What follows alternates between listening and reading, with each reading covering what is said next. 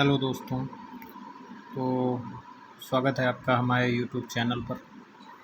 और आज मैं आप लोगों को बताऊंगा ये 60 एक्साइज एक्ट होती है, जो दारू का मामला होता है उसमें जो है न्यायालय के समक्ष पेश करके कैसे जो है जिसके खिलाफ़ में 60 एक्साइज एक्ट का मामला दर्ज हुआ है उसको कैसे जो है न्यायालय से ज़मानत कराई जाए, उसकी न्यायालय के समक्ष कैसे उसे पेश किया जाए। तो जैसे कि ये एक फ़ाइल है, आप देख सकते हैं। इस फाइल में जो है ये यहाँ पर हमारे यहाँ ये असोतर थाने का मामला है। तो जहाँ पर जिस कोर्ट में थाना लगता है, जिस मजिस्ट्रेट की कोर्ट में, वहाँ से जो है ज़मानत होगी संबंधित मजिस्ट्रेट देखते हैं, क्योंकि ये लोअर का मामला है। तो ये हमारे यहाँ जूनियर डिवीज़न 1 फतेहपुर के यहाँ मामला है और ये वाद संख्या है मामले की। इधर ये अपराध संख्या हो गई और 20 लीटर कच्ची शराब का मामला था। तो इसमें जो है ज़मानत के लिए सबसे पहले हम किसी की भी ज़मानत कराने के लिए एक सरेंडर प्रार्थना पत्र डालते हैं, जो मैंने ये लिख रखा है। तो इसमें जो है सरेंडर प्रार्थना पत्र में कुछ ऐसा लिखा जाता है इस प्रकार से: बाअदालत ACJ कोर्ट नंबर 1 फतेहपुर, वाद संख्या होगी वो यहाँ पे डाल दी जाएगी। ये कॉपी है इसलिए इसमें नहीं पड़ा हुआ है। और सरकार बनाम जिसके नाम पे मामला है, जो मुल्जिम है, धारा, थाना, जिला, अपराध संख्या, और ये इस प्रकार कुछ लिखा जाएगा। श्रीमान जी, निवेदन है कि प्रार्थी को मुकदमा उपरोक्त में अभियुक्त बना दिया गया है। प्रार्थी माननीय न्यायालय के समक्ष हाजिर होकर अपनी बेगुनाही साबित करना चाहता है। अतः श्रीमान जी से प्रार्थना है कि प्रार्थी को हिरासत में लेने की कृपा करें, महान दया होगी। इधर प्रार्थी और इधर आपका दिनांक। इसके बाद हम क्या करेंगे, जिस मुल्जिम का वो है उसका एक आधार कार्ड की जो है प्रतिलिपि इसमें लगा देंगे, आधार कार्ड की। तो ये हमारा सरेंडर प्रार्थना पत्र तैयार हो जाएगा।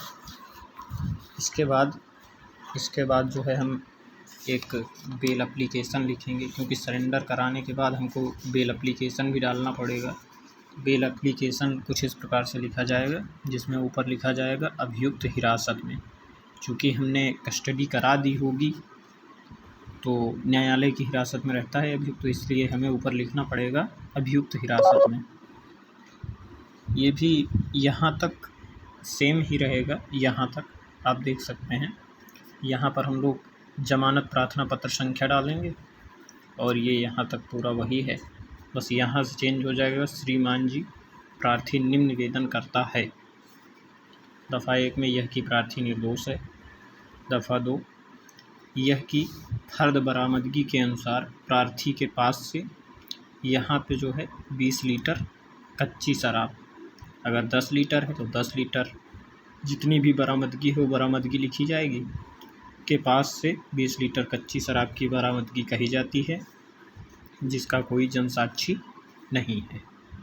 यह कि प्रार्थी पर लगाया गया अभियोग जमानती प्रकृति का है। यह कि यदि माननीय न्यायालय द्वारा प्रार्थी को जमानत दी गई तो प्रार्थी जमानत का दुरुपयोग नहीं करेगा। अतः श्रीमान जी से प्रार्थना है कि प्रार्थी को दौरान मुकदमा जमानत पर रिहा करने की कृपा करें। इसके बाद हम लोग जो है बेल बांड भरेंगे, और बेल बांड वहीं पर न्यायालय परिसर में मिल जाते हैं, स्टाम्प बिल्डरों की दुकान में। बेल बांड भरने के बाद बेल बांड दाखिल कर देंगे, 2 जमानतदार दाखिल कर देंगे। दफ़ा 60 एक्साइज एक्ट की जो जमानत होगी वह पूर्ण रूप से हो जाएगी। इसके अलावा इसमें जो जमानतदार होते हैं 60 एक्साइज एक्ट में जो जमानतदार होंगे, जमानतदारों के कागजात में भी लोग कहते हैं कौन कौन से कागज़ लगेंगे। तो अगर कोई अपनी खेती लगा रहा है, तो खतौनी लगा रहा है, खेत का कागज़ लगा रहा है, तो उसके खतौनी की ओरिजिनल जो प्रमाणित प्रति होती है, जो मुहर लगा कर मिलती है किसी भी लोकवाणी से या तहसील से, वो लगेगी। अगर अपने गाड़ी का कागज़ लगाना चाहता है कोई, जैसे मोटरसाइकिल का लोग लगा देते हैं, तो रजिस्ट्रेशन लगेगा मोटरसाइकिल का। कुछ लोग आ जाते हैं, बोलते हैं डीएल पे आप ज़मानत करवा दीजिए, तो मैं आप लोगों को बताना चाहता हूँ कि डीएल पे कोई ज़मानत नहीं होती। ज़मानत का मतलब होता है लोन लेना। तो लोन आप किसी ऐसी वस्तु पे ले सकते हैं जिसकी कोई कीमत हो।